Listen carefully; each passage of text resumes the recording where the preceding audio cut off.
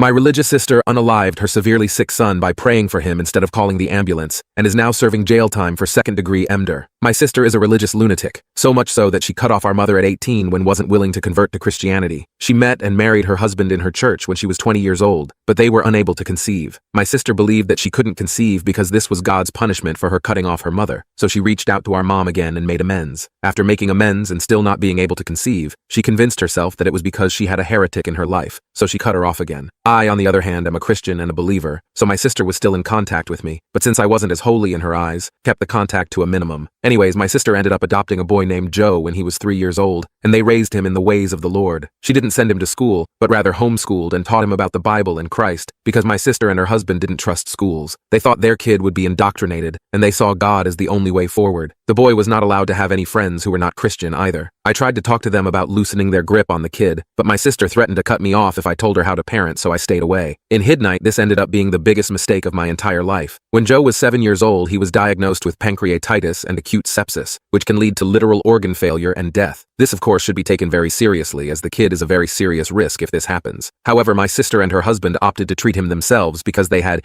issues going to doctors and were concerned about the medications they would prescribe, so they decided to have faith instead. They did some research online and diagnosed Joe, despite having no medical experience, with a brain injury, PTSD, and fetal alcohol syndrome. The thing is, Joe was in seriously bad shape, refusing to eat or drink water, refusing to sleep, and was throwing himself down the stairs. But my sister and her husband still didn't take him to the hospital. After a week of this, they left Joe with a caretaker while they went on a weekend holiday together. Upon returning, they found Joe laying on the floor, passed out, with the caretaker not knowing what to do, as according to the caretaker, Joe passed out a minute ago. He offered to call the ambulance, but my sister and her husband refused, instead choosing to gather in a circle and pray for his recovery, and even go as far as drizzling olive oil on him. They put him to bed and told the caretaker they would take care of it, and asked him not to call the ambulance. After sleeping through the night, my sister and husband found Joe without a pulse, covered in vomit. They called the ambulance at that point, but it was too late. My sister and her husband both ended up getting 15 years in prison.